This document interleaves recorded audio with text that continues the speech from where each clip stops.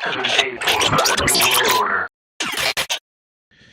Hey guys, it's your man Big Dog here, and if you'd be so inclined, please like the video if you like the video, and also don't forget to subscribe to the channel. I'm trying to get my subscriber count up, so if you could just do me a favor and Let's up those numbers! Ooh, what's going on, everybody? It is your man Big Dog here, and welcome to episode 29 of the Doghouse. That's right, ladies and gentlemen, we are back at it again with another episode in the most underrated web series on YouTube right now. Let's fucking go. Really, nigga? Anyway, I have a few things I got to talk about before we get into today's topic. First things first, I am recording this on Wednesday because Friday I will not be able to record this because unfortunately fortunately I have an event that I have to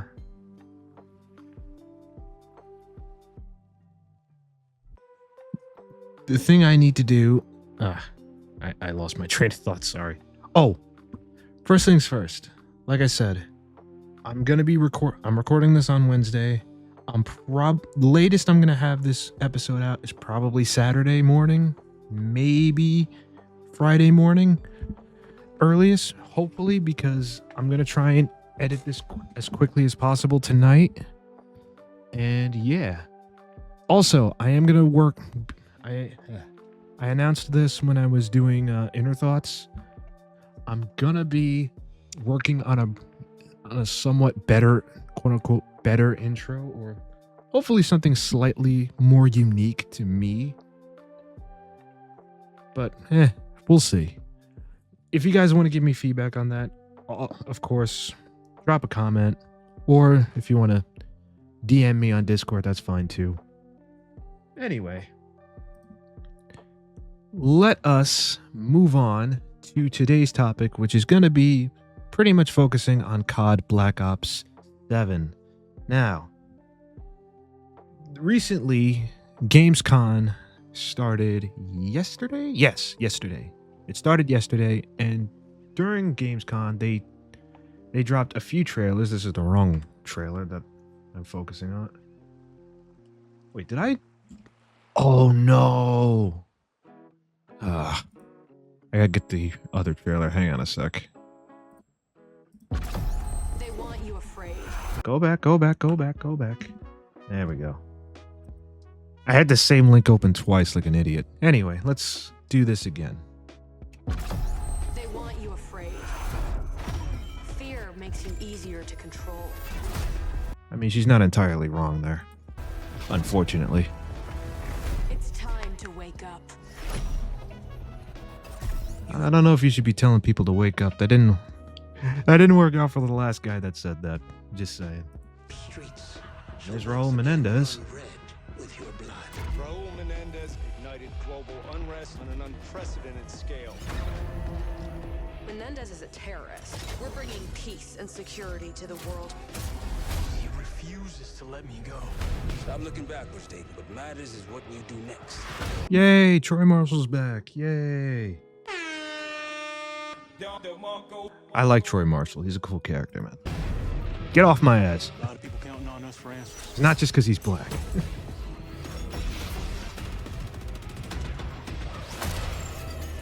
Jeez.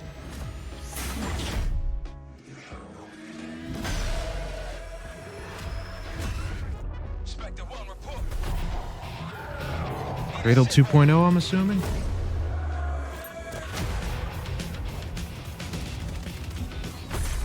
This isn't real. He said, the hell it ain't.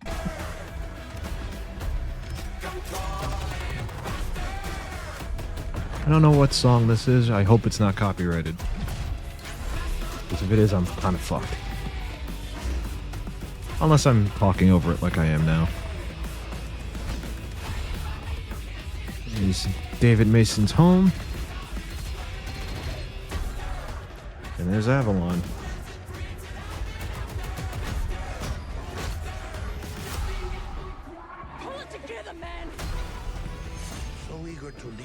weapon. Killing the man is a hell of a lot easier than killing the idea.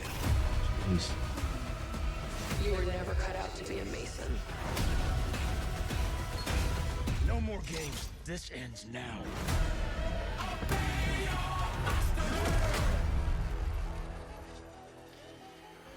Get the Reznov Challenge Pack when you pre-order now. I'm a little worried about that.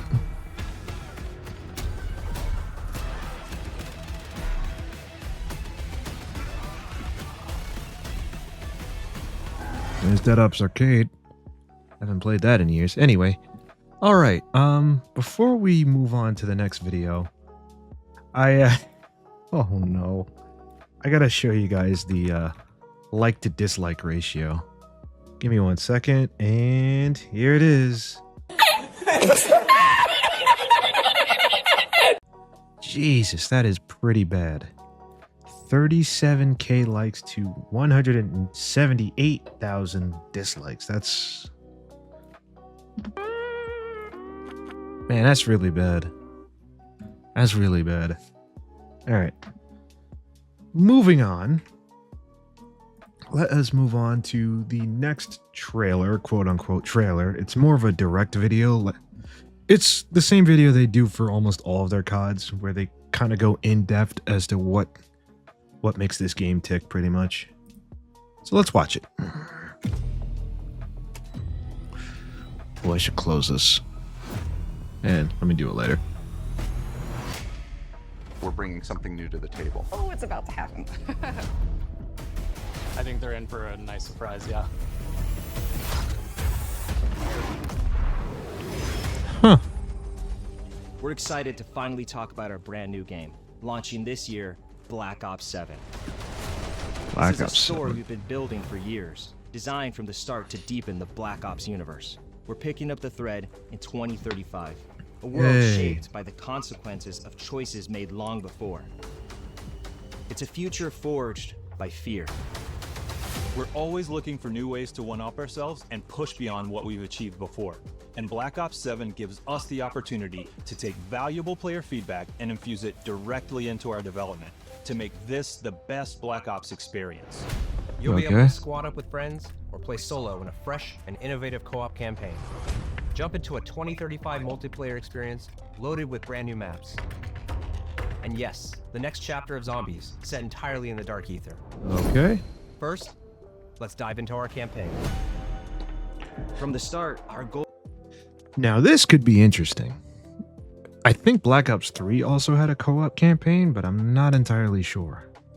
But if this is gonna be a co-op campaign, I might look into trying getting somebody like Smooth or Eric or maybe even Blast to play with me. But was to I don't tell know. a story that could stand on its own, Let me know in the comments Also- if you would want to see that. honoring the legacy of the series. Throughout development, we found meaningful opportunities to reconnect with characters and storylines from earlier Black Ops titles. What say we wrap this shit up real quick today, okay? I need to hit the beach and work on my tan. Black Ops Michael Rooker is fucking 7 hilarious. takes place about 10 years after the events of Black Ops 2 with Raul Menendez and his Cortes DA movement. It's such a good period of time because how have these characters changed over the last 10 years? We have this sweet spot here to really open up some new relationships between characters. At the end of Black Ops 2, Raul Menendez was seemingly killed. Now, You notice that? I don't know if you guys noticed that, but if you notice, like I don't know if they've concretely confirmed what the canon ending is. I know they've alluded to it, but they haven't like outright said like this is the canon ending. And I noticed when he said seemingly killed, it kind of means it's open to interpretation. I don't know. Let me know in the comments. What do you think? in 2035, he's back with a mysterious video threatening to burn the world down in 3 days. In response to this imminent threat, the Guild, a global tech conglomerate, has stepped in to offer protection where governments and nations have failed. David Mason, callsign Section, is back, deployed to investigate the new danger. What begins as a tactical operation quickly unravels into something far more disturbing, as they uncover a weapon engineered to turn fear into an instrument of war. So when the team What are they calling it, gets though? exposed to it, we get to dig into twisted versions of their memories. It really plays on their fears. It puts them into this kind of paranoid state. As the story deepens, I'm gonna say this. I'm really hoping they don't do the entire campaign or 90% of the campaign is in their heads. I really don't want that. I mean, it would be cool for a couple missions, but after a point, it's like, okay, can we stop this now? reality fractures, missions twist into surreal dreamscapes, and the I don't line know. between memory and madness begins to blur. You just got to play and see. Okay. At the heart of it all is David Mason, returning from Black Ops 2 and now portrayed by Milo Ventimiglia, Aw, they changed the voice actor. Whoa. Oh well. who brings the grounded intensity and emotional depth that the story demands. David is a true leader, but he's riddled with doubts. He's always worried, did he do the right thing? That fear is really the basis of this story. Under the authority of now Commander Troy Marshall, David I am now so leads happy a to new see him JSOC back. unit, codenamed Spectre 1. As the world spirals into uncertainty, David must hold his team together. Now let's meet the team. Mike Harper returns with his tough-as-nails attitude and signature humor. We get this good balance of the energy that he brings, but also the way that he can take David aside and be really honest with him. Michael Rooker reprises the role, and he brings every ounce of personality you'd expect. Good to see him back. The guy is not a lot of fun. Balancing Harper's bold personality is Eric Samuels, portrayed by John Eric Bentley. After protecting the president alongside David and Harper back in Black Ops 2, he formed a deep respect for David. Resigning from the Secret Service and joining his elite JSOC team, Samuels believed he could make a greater impact at David's side. 50-50 is one of our new characters. She's pretty amazing. I don't love that name, but I suppose I could let it go. And she's kind of worked her way up, and then at a certain point in her life, started experiencing this degenerative disease. Rather than getting taken away from the fields, she is willing to get some of her limbs replaced with bionic limb replacements. She's played by Frankie Adams, who is just a perfect fit for the role. It would suck to get kicked and punched by her. Yeah, no shit, Sherlock. Alongside these new and returning faces, we're introducing Emma Kagan, portrayed by Kiernan Shipka. As the CEO of the Guild, Emma has positioned herself as humanity's last line of defense against the emerging threat. But her philosophy on how to confront this crisis puts her at odds with David and his team, raising questions about trust, control, and the cost of survival. You'll also meet operatives like Slade Razor Barrick, who heads up Spectre 2, the secondary JSOC team supporting the mission. Integral to our story is the enduring shadow of Raul Menendez. Now, as the world spirals towards chaos once again, the question isn't just whether Menendez is back, it's whether David is ready to face what that truly means. It was just the beginning. A necessary first step. Damn, he looks so different. That truly means. It was just the beginning. That's crazy. Oh, and by the way, the reason his voice actor is different, this one I can let slide because unfortunately the actor that played or that voiced Raul Menendez in Black Ops 2 unfortunately passed away. I forgot when he passed away, but he passed away not too long ago. So that's why Raul is voiced by a different person. A necessary first step. Mission variety is at the core of Black Ops 7. I can say that you are definitely going to see some of the most trippy shit you have ever seen in a Call of Duty campaign. Oh boy. Things are going to That means the majority of this campaign is going to be trippy. progressively get really, really crazy the more you play. You're going to travel to places in reality of the game, but also in your mind. We can go to Nicaragua. We can go to Los Angeles, all within the span of seconds because there's no limitations on what this mindscape can bring. Avalon isn't just where the story begins, it's where it unfolds. It's where the Guild is based. And while we won't spoil why that matters just yet, their presence here is no accident. It's a city layered with history and power, hidden agendas, designed from the ground up to serve both the narrative and the gameplay. Having Avalon as this massive space is a first where we can actually integrate seamlessly into the campaign. You're doing a very specialized mission here, and then you go back to Avalon and you're progressing the story. It's a place where the past and future collide and where the truth about Menendez and the Guild waits to be uncovered. And as part of Interesting. the co-op campaign, we're unleashing something bold, the endgame. This isn't just a final mission, it's a proving ground, a culmination of everything you've learned through the campaign, then turned on its head. I don't know how I feel about that. The endgame is a social experience where you and your squad will need to master abilities, survive overwhelming odds, adapt under pressure, and break the rules of what you thought a campaign could be. And you get to do it not just with your friends, but there's another 28 players, so 32 in total. It is truly a living world. With this whole You know what? Maybe I'm being a little too pessimistic, but that could be interesting, but I don't know how that's going to new work. canvas at our fingertips, we wanted to make sure players could be rewarded in fresh new ways, even if they only play for the story. So for the first time ever, we're proud to announce we're bringing global progression to campaign in Black Ops 7. Earn Oh, interesting. XP, complete challenges, level up your weapons in the campaign, and bring them into MP, zombies, or Warzone. Built for solo or co-op play, this campaign pulls you into a threat that demands your attention, twists your expectations, and reminds you exactly why Black Ops stories are so unique.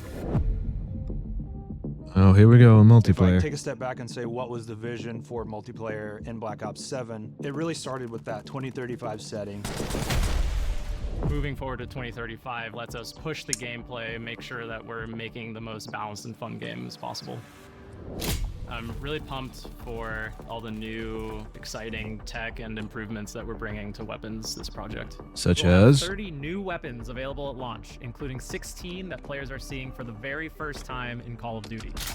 It's Cool. always about finding the right balance of something brand new as well as delving That a into rocket some of launcher? our past experiences. So we're always looking at other Black Ops games and Oh trying no, to not the pick skins. out little Not the nuggets, skins again. Weapons that people have really loved and maybe haven't seen in a long time, as well as some of those that keep coming back, but they're better than ever. We want to make sure that they're all over the map in terms of the classes that they belong to, as well as some of their gameplay mechanics. With the game taking place 10 years after Black Ops 2, we've unleashed the team's creativity to deliver exciting new perks, attachments, equipment, field upgrades, and of course, a huge selection of score streaks to play with. With our new arsenal of gadgets, we're introducing a system we call overclocks, allowing players to progress and unlock increased capabilities for equipment, field upgrades, Interesting. and score streaks. The overclock system puts even more agency and power into the hands of our players, allowing more customization of your gameplay experience than ever before. We're also Okay.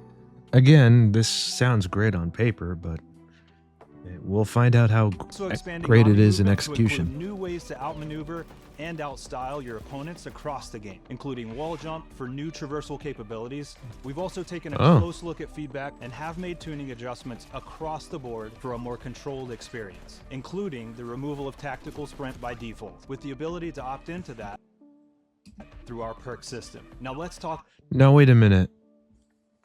Does that mean you have to earn tactical sprint? Oh, I don't know how I feel about that. No. Nope. No bueno. I mean, if you want to turn it off, that's fine, but About how we're upping I the don't know. ante with our multiplayer maps. We're taking multiplayer to bold new locations that are deeply connected to the narrative. You'll fight through covert guild facilities in Japan, revisit David Mason's childhood cabin in the Alaskan wilderness, infiltrate I told you. a remote tundra installation, and clash across a high-tech solar array in the Australian outback. Our maps are designed to breathe more, giving players the space to fully explore our expanded Omni movement system, while still delivering the tight cover-to-cover Cool. So Omni movement is coming back. combat That's cool. that defines Black Ops. Each layout emphasizes clear lane definition, strong sightlines, and opportunities for creative flanking and positioning. Whether you're a run-and-gun player, a tactical defender, or someone who thrives on movement and momentum, there's something here for you to learn, adapt to, and dominate. Because we're taking place after Black Ops 2, we've been able to revisit some of those spaces in reimagined ways, and Raid is definitely one of those that we thought was really important to bring back at launch. This is the Raid you know and love, reimagined for Black Ops 7 in a setting that's as beautiful as it is deadly. I think my favorite new multiplayer map is going to be the Forge. Yes, that would be Forge. Scar. Cortex. Homestead. For sure. We've got 16 exciting maps at launch, all 6v6. We're also hard at work crafting some of the most unique maps for post-launch, leaning all the way into the themes of Black Ops 7. I don't like how they always do that, but whatever. 16's better than like We're 10. also delivering new large-scale maps, paired with an all-new mode to the series. One of our new modes at launch is Skirmish, a large-scale Ooh. experience where teams battle it out to complete objectives. It is a big 20 versus 20 size map, but adding wingsuit into multiplayer changes the dynamics of it compared to just like a core 6v6 mode. This This could be interesting. allows you This to could have be not only a interesting. bigger I'm not gonna play lie. space, but also more objectives going on. A squad captures an objective, they could basically wingsuit across the map to capture the next objective. One of my favorite things about Skirmish is that no one match feels the same. This is a That's multiplayer nice. experience designed to surprise you, built with intention, shaped by experience, and driven by the variety that keeps players coming back. Stay tuned later this year for more details at our full multiplayer reveal at Call of Duty Next. And of course, you'll be able to get hands-on in the open beta. Now, let's dive into all the new ways. By the way, the open beta is until like October. Bruh. Whatever. You'll be rewarded through our global systems. For This the ought to first be time ever interesting. in a Call of Duty, we have a connected campaign. All the great XP, progression, challenge systems you know and love from multiplayer zombies and Warzone will be in co-op campaign. For the Cool. first time ever in Call of Duty, you're going to be able to share your weapon builds. You can send This could be cool. I might like this. a build directly to a friend. Especially if I could so get some they people to don't play have with. create it themselves. We're also adding a build code to Gunsmith. So whenever you see a screenshot of another player's build out of the game, you can enter the code to copy the exact same build.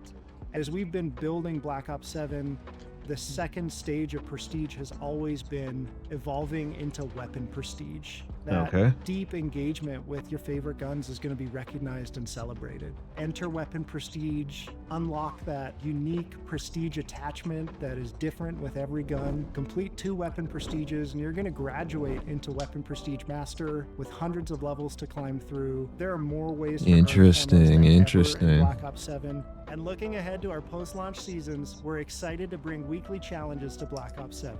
With unlockable gameplay rewards to earn, challenges for all modes, and multiple completion weapon camos to chase each and every season. We'll have a lot more to talk about on progression and global systems later this year, but for now, let's take a look at how we're leaping forward in time to 2035 with our HUD and UI. HUD and UI. It's great because it's not so far in the future that it's For those of you who don't know, HUD stands for Heads-Up Display, and UI stands for User Interface. sci-fi. It's still kind of grounded Just in case. the technology we have today. It's still believable, but it does kind of break free from the constraints. There's a lot of VR and AR headsets that have come on the market in the last few years, and so if you take a look at that and you imagine, okay, 10 years down the line, what's that going to look like?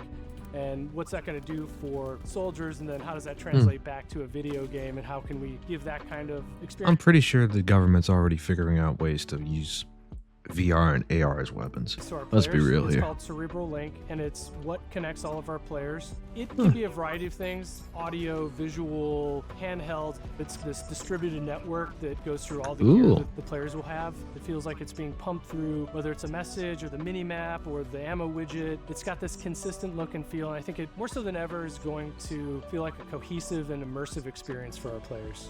Accessibility is important because it brings in new players, it strengthens our community, it helps us form new connections, form new bonds, new friendships. One of the main things that I focused on was the center dot that you see in first-person games is usually the go-to fix for motion sickness. I started trying to figure out how we can build upon it and find other ways to reduce motion sickness for Interesting. our players. We'll have Now that I didn't know. more details about this That's and interesting. other new features as we get closer to launch. VFX. We get the opportunity to mess with some cool future or high-tech technology that we're putting on full display throughout the entire game.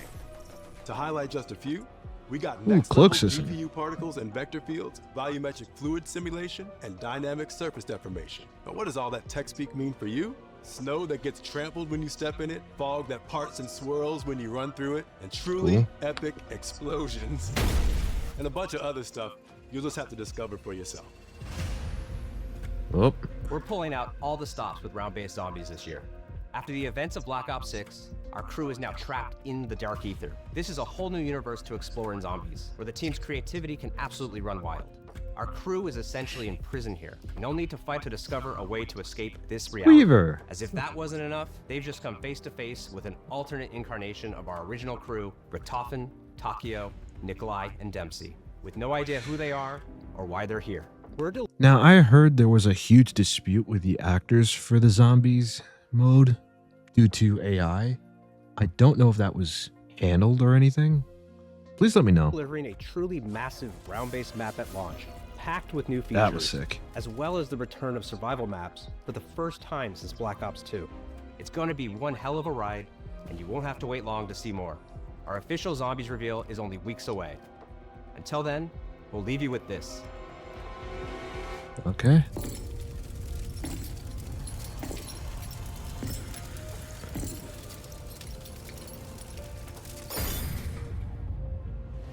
On behalf of all the studio teams working to bring Black Ops 7 to life. All right, I think you guys get the point at this point. Sorry to cut it short, but I don't know, man. Wow, the like to dislike ratio is no better on here. 10K likes, 20K dislikes. Like, jeez, man. People hate this shit. But what is my opinion on all this? Am I excited for this game? Am I pessimistic about the game? I'm gonna be honest. I'm cautiously optimistic. I would say realistically, for this game to really catch my attention, it's gotta build off of Black Ops 2.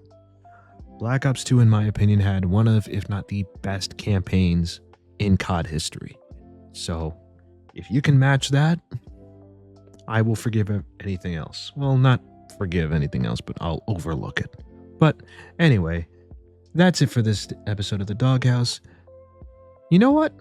I'm not going to do a meme this time. I'm going to pose a question for you guys at the end of the video. But anyway, this has been your man, Big Dog. Thanks for watching. I'll see you next time. Peace. Howdy, guys. So, like I mentioned, I'm not going to do a meme for this segment, but I do want to ask you guys a question. Would you be open to seeing me do a how to build a PC video? If so, let me know. If not, also let me know. Greatly appreciate your feedback as always, and I'll see you next time. Peace.